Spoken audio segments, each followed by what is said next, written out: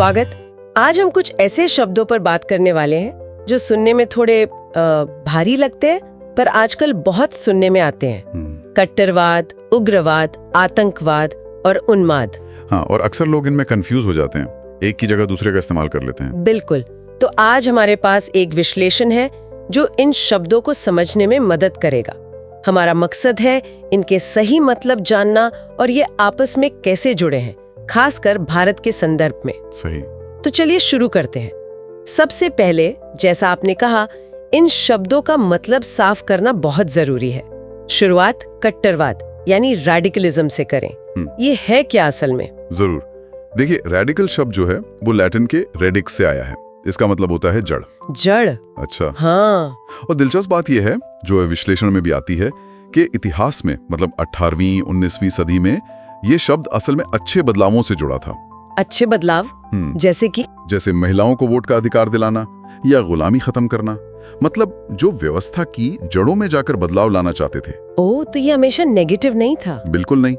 आज के जमाने में कट्टरवाद का मतलब है मौजूदा सिस्टम में बुनियादी गहरे बदलाव लाना। लेकिन ये जरूरी नहीं कि वो पूरी व्यवस्था को उखाड़ फेंकना ही चाहें। और सबसे अहम बात जो समझनी जरूरी है, कट्टरवाद अपने आप में हिंसा से जुड़ा हो ये जरूरी नहीं है। अच्छा। बल्कि विश्लेषण तो ये भी कहता है कि कुछ हद तक लीक से हटकर सोचने वाले, मतलब रेडिकल विचार रखने वाले लोग किसी भी स्वस्थ समाज के विकास के लिए जरूरी भी हो सकते हैं। बस शर्त यह है कि वो लोकतांत्रिक दायरे में रहकर काम करें। ठीक है, तो कट्टरवाद जरूरी नहीं कि बुरा हो और जरूरी नहीं कि हिंसक हो। तो फिर उग्रवाद यानी एक्सट्रीमिज्म, ये कैसे अलग है इससे? यहाँ क्या फर्क आ जाता है? हाँ, ये अच्छा सवाल है।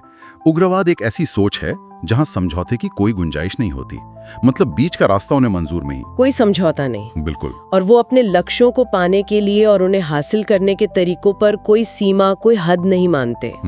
विश्लेषण में श्मिट का जिक्र है। उन्होंने कहा भी है कि कट्टरपंथी हिंसक हो भी सकते हैं, नहीं भी। लोकतंत्रवादी हो भी सकते हैं, नहीं भी। लेकिन उग्रवादी कभी लोकतंत्रवादी नहीं होते। उनकी सोच में अक्सर दूसरों के विचारों के लिए कोई जगह नहीं होती। वो दुनिया को बहुत ब्लैक एंड व्हाइट में देखते हैं। और हिंसा को लेकर क्या रवैया होता है इनका? हाँ, यही बड़ा फर्क आता है। उग्रवादी अक्सर मानते हैं कि अपने राजनीतिक लक्ष्य हासिल करने के लिए और सत्ता बनाए रखने के लिए बल प्रयोग, मतलब जोर जबरदस्ती या हिंसा, वो जायज है, जरूरी है। तो मतलब हम कह सकते हैं कि मुख्य फर्क हिंसा को लेकर जो नजरिया है उसमें है और लोकतंत्र में यकीन को लेकर। हाँ, ये एक बहुत बड़ा फर्क है। विश्लेषण भी यही कहता है। आप कट्टरवाद और उग्रवाद को ना एक स्केल की तरह देख सकते हैं। स्केल कैसे? मतलब एक लाइन पर दो बिंदु। ये लाइन दिखाती है कि गहरे बदलाव लाने के लिए हिंसा को कितना जरूरी और जायज माना जा रहा है। कट्टरपंथी शायद कुछ खास हालात में हिंसा को एक विकल्प मान लें, पर उग्रवादी वो लगभग हमेशा हिंसा का रास्ता अपनाने को तैयार रहते हैं। उनके लिए हिंसा ही अक्सर जवाब होती है। समझ गई। अच्छा, अब आते हैं आतंकवाद पर। टेररिज्म, इसकी परिभाषा पर हमेशा इतना झगड़ा क्यों रहता है? विश्लेषण में भी ये सवाल है कि क्या एक का आतंकवादी दूसरे का स्वतंत्रता सेनानी हो सकता? बिल्कुल, और यही सबसे बड़ी मुश्किल है आतंकवाद को समझने में। कोई एक परिभाषा है ही नहीं जिस पर दुनिया में सब सहमत हो। क्या ये सिर्फ एक रणनीति है या युद्ध का एक तरीका? क्या सिर्फ गैर सरकारी लोग ही आतंकवादी होते हैं? ये सब सवाल उठते हैं। हाँ। लेकिन एलेक्स श्मिट की 2011 की एक परिभाषा है जिसका जिक्र विश्लेषण में है, वो काफी मददगार है। वो आतंकवाद को दो तरह से देखती है। एक तरफ ये एक सोच है, एक सिद्धांत है कि डर फैलाकर, जबरदस्ती करके राजनीतिक हिंसा करना बड़ा असरदार होता है। मतलब एक थियरी की हिंसा काम करती है। हाँ, बिल्कुल। और दूसरी तरफ ये वो असल में की जाने वाली हिंसा है, सोची समझी, दिखावे वाली, सीधी हिंसक कार्रवाई। और इसमें निशाना कौन होता है? इसमें कोई कानूनी या नैतिक बंधन नहीं माना जाता। निशाना मुख्य रूप से आम नागरिक होते हैं या नॉन कम्बैटेंट्स, मतलब जो लड़ाई में शामिल नहीं है। और मकसद होता है अलग अलग लोगों पर, विरोधी गुटों पर इसका प्रचार हो और मनोवैज्ञानिक असर पड़े, डर फैलाना। इस परिभाषा से तो ऐसा लगता है कि आतंकवाद सिर्फ मतलब नॉन स्टेट एक्टर्स या गैर सरकारी गुट ही नहीं करते। हाँ, बिल्कुल सही। विश्लेषण इसी बात पे जोर देता है। आतंकवाद न एक तरह की रणनीति है, एक तरीका है जिसे सरकारें भी अपना सकती हैं और गैर सरकारी गुट भी, अगर उन्हें लगे कि इससे उनका मकसद पूरा होगा। ये तो काफी अहम बात है। हाँ, ये बेरहमी से ताकत के इस्तेमाल की वकालत करने वाला तरीका है। अब ये उग्रवादी विचारधारा से भी आ सकता है, या फिर कभी-कभी सिर्फ जरूरत के हिसाब से, प्रैक्टिकल वजहों से भी अपनाया जा सकता है। कोई उदाहरण? जैसे विश्लेषण में जिक्र है, दूसरे विश्व युद्ध में शहरों पर जो बमबारी हुई, उसका मकसद क्या था? लोगों में इतना डर भर दो कि वो अपनी सरकार से कहें कि बस करो, शांति कर लो। ये पूरी तरह से एक प्रैक्टिकल सोच थी। जरूरी नहीं कि कोई गहरी उग्रवादी विचारधारा हो इसके पीछे। अच्छा। इसीलिए विश्लेषण कहता है कि ये मान लेना कि हर कट्टरपंथी या उग्रवादी सोच रखने वाला आतंकवादी हिंसा करेगा ही, ये ठीक नहीं है। हाँ, ये कनेक्शन सीधा नहीं है। बिल्कुल, सारे उग्रवादी आतंकवादी नहीं बनते, और ये भी जरूरी नहीं कि हर आतंकवादी किसी गहरी उग्रवादी विचारधारा से ही प्रेरित हो। कभी कभी हालात भी मजबूर कर देते हैं। ठीक है, ये फर्क समझना बहुत जरूरी था कि सोच और एक्शन में सीधा रिश्ता नहीं है हमेशा। चलिए अब उस प्रक्रिया पर आते हैं जिसे रेडिकलाइजेशन कहते हैं। पिछले कुछ सालों में ये शब्द बहुत सुनने में आया है। ये है क्या असल में? हाँ, इस पर काफी फोकस रहा है। देखिए, आतंकवाद पर काम करने वाले जो एक्सपर्ट्स हैं और जो विश्लेषण हम देख रहे हैं, वो रेडिकलाइजेशन को एक प्रोसेस, एक प्रक्रिया की तरह देखते हैं। एक प्रक्रिया मतलब एक ऐसा रास्ता जो धीरे धीरे किसी इंसान को आतंकवाद में शामिल होने तक ले जा सकता है। इसे आप ऐसे समझ सकती हैं जैसे आतंकवाद की तरफ जाने वाली कोई सीढ़ी हो, ये कट्टरपंथ और उग्रवाद की तरफ एक फिसलन हो। ये एक सफर है जिसमें इंसान धीरे धीरे हिंसा को सही ठहराना सीखता है और आखिरकार शायद खुद भी उसमें शामिल हो जाता है। विश्लेषण में न्यूमैन का जिक्र है। वो कहते हैं कि ये वो सब कुछ है जो बम फटने से पहले होता है। अच्छा, बम फटने से पहले, ये दिलचस्प है। हाँ, अब इस प्रक्रिया के दो पहलू हो सकते हैं। एक, कुछ खास तरह के विचारों या विश्वासों को अपनाना, उन्हें मानना, और दूसरा, उन विचारों पर अमल करना, एक्शन लेना। पर क्या ये हमेशा इसी क्रम में होता है? पहले विचार फिर एक्शन? नहीं, यही जरूरी बात है। ऐसा हमेशा हो ये जरूरी नहीं। विश्लेषण भी कहता है कि इनका कोई तय क्रम या अनिवार्यता नहीं है। हो सकता है कोई बिना बहुत ज्यादा कट्टर विचार रखे भी हिंसा में शामिल हो जाए, और ऐसा भी हो सकता है कि कोई बहुत कट्टर विचार रखता हो पर कभी कोई हिंसक काम ना करे। ठीक है, तो फिर इस प्रक्रिया को, इस रेडिकलाइजेशन को हवा क्या देता है? इसके पीछे कारण क्या है? यहाँ विश्लेषण में कई अलग अलग थ्योरीज का जिक्र है। ये काफी पेचीदा लगता है। बिल्कुल, ये बहुत पेचीदा है और कोई एक जवाब नहीं है। कई अलग अलग सिद्धांत हैं जो इसे समझाने की कोशिश करते हैं। कुछ जानकार जो हैं वो बड़े सामाजिक और राजनीतिक हालात पर जोर देते हैं। सामाजिक और राजनीतिक हालात मतलब समाज में तनाव है, नाइंसाफी का एहसास है लोगों में, राजनीतिक मौके नहीं मिल रहे हैं, या कोई समूह महसूस कर रहा है कि उसे किनारे कर दिया गया है। इसे हम समाजशास्त्रीय या फिर शिकायत आधारित नजरिया कह सकते हैं। मतलब लोगों की शिकायतें उन्हें इस रास्ते पर धकेलती हैं। ये तो समझ आता है। और कुछ सिद्धांत व्यक्ति पर फोकस करते हैं कि उस इंसान के मन में क्या चल रहा है, उसकी पर्सनैलिटी कैसी है, क्या उसे किसी चीज की कमी महसूस हो रही है, क्या वो दूसरों के दुख से बहुत ज्यादा जुड़ जाता है, या फिर किसी ग्रुप से जुड़ने के भावनात्मक या सामाजिक फायदे उसे खींच रहे हैं। ग्रुप से जुड़ने के फायदे? हाँ, जैसे पहचान मिलना, मकसद मिलना, अपनेपन का एहसास। कभी कभी कोई निजी हादसा भी एक ट्रिगर, एक चिंगारी का काम कर सकता है। विश्लेषण में कश्मीर का उदाहरण है। ओलिविया रॉय जैसे विद्वान हैं, वो मानते हैं कि पश्चिमी देशों से जो मुस्लिम युवा आईसिस में गए, उनके लिए धर्म शायद उतना बड़ा कारण नहीं था जितना उनकी अपनी हताशा, अकेलापन और पहचान का संकट था। तो व्यक्तिगत कारण भी बहुत अहम है। बिल्कुल। फिर कुछ सिद्धांत विचारों और बाहरी असर की भूमिका पर जोर देते हैं। बाहरी असर जैसे किसी खास धर्म या विचारधारा को अपना लेना और फिर उसके बाद सोच में बदलाव आना, या फिर कोई करिश्माई नेता हो, कोई भड़काऊ भाषण देने वाला मौलवी हो, या फिर दोस्तों का दबाव। ये सब भी बहुत अहम हो सकता है। और वो मनोवैज्ञानिक लक्षणों वाली बात कि आतंकवादी दिमागी तौर पर अलग होते हैं। हाँ, उस पर भी सिद्धांत थे, लेकिन विश्लेषण कहता है कि वो ज्यादातर गलत साबित हुए।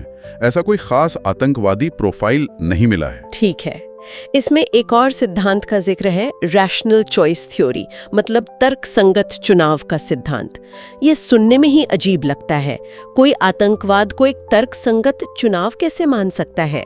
हाँ, ये सुनने में जरूर अजीब लगता है, पर विश्लेषण कहता है कि ये सिद्धांत काफी संभावनाशील माना जाता है। कैसे? ये सिद्धांत कहता है कि रेडिकलाइजेशन और आतंकवाद में शामिल होना भी एक तरह से एक तर्कसंगत फैसला है।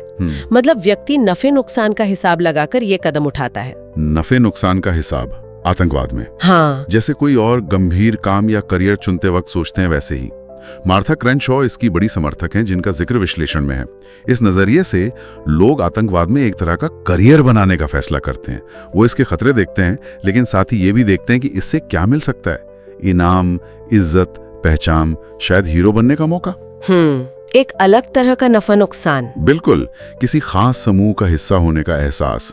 और ये सिद्धांत ना सामाजिक नेटवर्क से भी जुड़ता है, क्योंकि अक्सर जो आखिरी फैसला होता है शामिल होने का, वो दोस्तों या जानकारों के कहने पर होता है, जो लगातार उन्हें उकसाते रहते हैं और फिर ग्रुप छोड़ना भी मुश्किल बना देते हैं। लेकिन क्या ये थ्योरी सब कुछ समझा पाती है? नहीं, वही दिक्कत है। विश्लेषण भी कहता है कि ये पूरी कहानी नहीं बताती। सबसे बड़ा सवाल ये है कि अगर हालात एक जैसे हैं, तो बहुत सारे लोगों में से सिर्फ कुछ ही लोग ये रास्ता क्यों चुनते हैं? इसे विशिष्टता की समस्या कहते हैं। हाँ, ये तो है। और अगर कोई दोस्तों के दबाव में आ गया या किसी धर्मगुरु के कहने पर शामिल हो गया, तो क्या वो वाकई में उसका अपना तर्कसंगत चुनाव था? और तर्कसंगत क्या है, ये भी तो व्यक्ति पर निर्भर करता है ना। सही बात है। तो ऐसा लगता है कि रेडिकलाइजेशन की प्रक्रिया वाकई बहुत उलझी हुई है।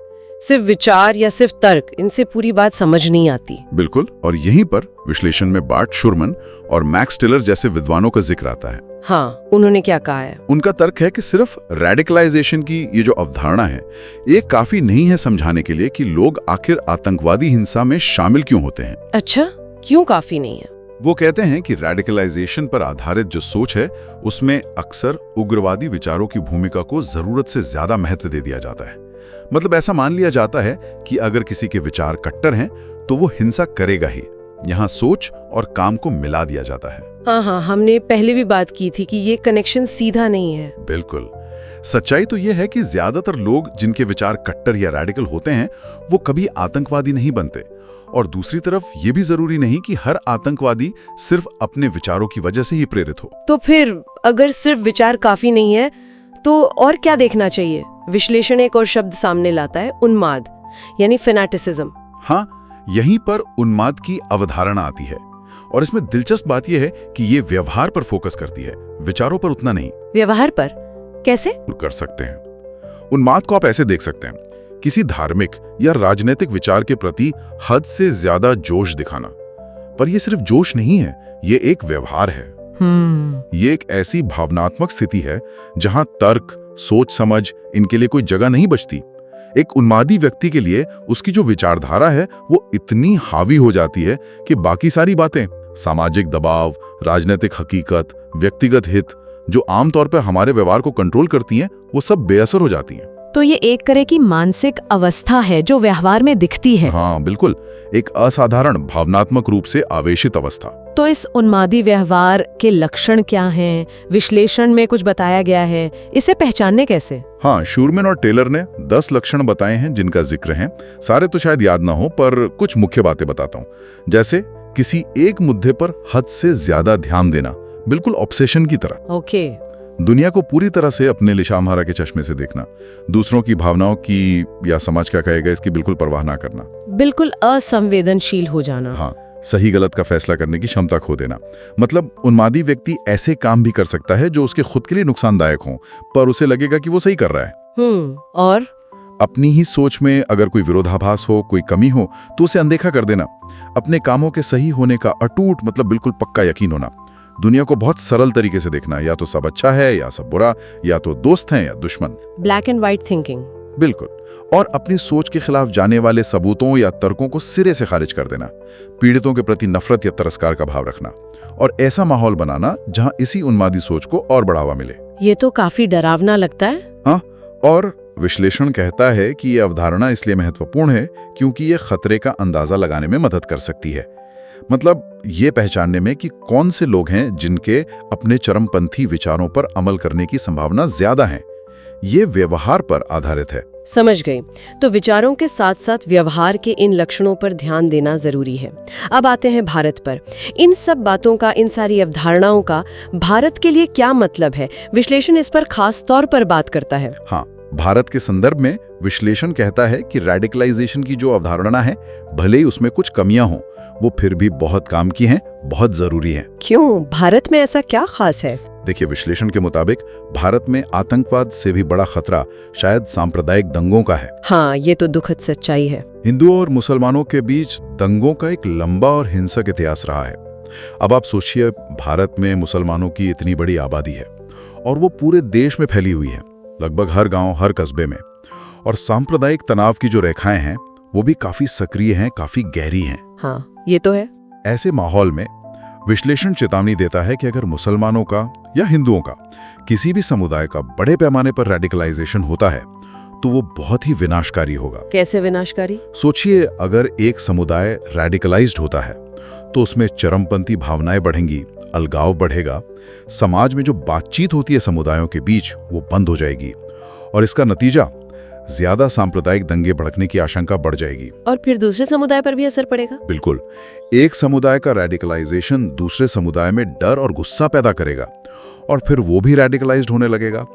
ये एक दुष्चक्र, एक खतरनाक साइकिल बन जाता है जो कभी खत्म नहीं होता। विश्लेषण में हाल के कुछ रुझानों का भी जिक्र है ना? हाँ, विश्लेषण इशारा करता है कि हाल के सालों में कुछ चीजें हुई हैं, जैसे वहाबीवाद, जो इस्लाम की एक बहुत रूढ़िवादी व्याख्या है, और देवबंदी मिशनरियों का प्रभाव बढ़ा है। साथ ही दुनिया भर में जो इस्लामी कट्टरपंथ फैल रहा है और सीमा पार से जो आतंकवाद आता है, हाँ। इन सब ने मिलकर विश्लेषण के अनुसार हिंदू समुदाय में एक शक और असुरक्षा की भावना बढ़ाई है और इसके नतीजे में हिंदू समुदाय में भी ऊंचे स्तर का रेडिकलाइजेशन देखने को मिल रहा है। हिंदू समुदाय में भी? हाँ, विश्लेषण में तर्क दिया गया है कि वैश्वीकरण, टेक्नोलॉजी, लोकलुभावन राजनीति और कुछ हद तक इस्लामी प्रभाव, ये सब मिलकर हिंदू धर्म में भी बदलाव ला रहे हैं और राजनीतिक इस्लाम की तर्ज पर एक तरह का राजनीतिक हिंदू धर्म बनाने की कोशिशें हो रही हैं। और दंगे इसमें क्या भूमिका निभाते हैं? दंगे असुरक्षा और पीड़ित होने का भाव पैदा करते हैं और ये जो भावना है ये धार्मिक कट्टरपंथ और रेडिकलाइजेशन के लिए बहुत उपजाऊ जमीन तैयार करती है, दोनों तरफ। तो भारत में रेडिकलाइजेशन के मुख्य कारण क्या लगते हैं विश्लेषण के मुताबिक? क्या ये गरीबी, बेरोजगारी जैसे कारण हैं या कुछ और? ये एक दिलचस्प बिंदु है विश्लेषण में। उनका तर्क है कि भारत में हालात बाकी जगहों से थोड़े अलग हैं। यहाँ माना जाता है कि राज्य व्यवस्था आमतौर पर काम करती है, सहिष्णु है, उदार है, न्यायपालिका निष्पक्ष है, लोकतंत्र में सबकी भागीदारी है, संविधान अल्पसंख्यकों को अधिकार देता है, सांप्रदायिक सौहार्द की पुरानी परंपरा भी है और पारिवारिक ढांचा भी मजबूत है। हाँ, ये सब बातें तो हैं। तो इन वजहों से विश्लेषण का मानना है कि जो गैर धार्मिक या गैर वैचारिक कारण हैं, जैसे गरीबी, बेरोजगारी, शासन की कमी, वो रेडिकलाइजेशन में उतनी बड़ी भूमिका शायद नहीं निभाते भारत में जितनी कहीं और निभाते होंगे। कम से कम इस विश्लेषण का तो यही मानना है। तो फिर मुख्य कारण क्या है? विश्लेषण के मुताबिक भारत में धार्मिक और वैचारिक कारण कहीं ज्यादा असरदार लगते हैं। अच्छा। जैसे विश्लेषण इस बात पर जोर देता है कि जो लोग भारत से आईएसआईएस में शामिल हुए या उसके प्रति रुझान दिखाया, उनके लिए धर्म सबसे मजबूत प्रेरणा थी। धर्म? हाँ, और ये भी कहा गया है कि पीएफआई और जमात इस्लामी जैसे कुछ संगठन हैं जिन पर अक्सर कट्टरपंथी विचारों को बढ़ावा देने के आरोप लगते रहे हैं, उन्होंने कथित तौर पर दशकों तक रेडिकलाइजेशन के लिए जमीन तैयार की है।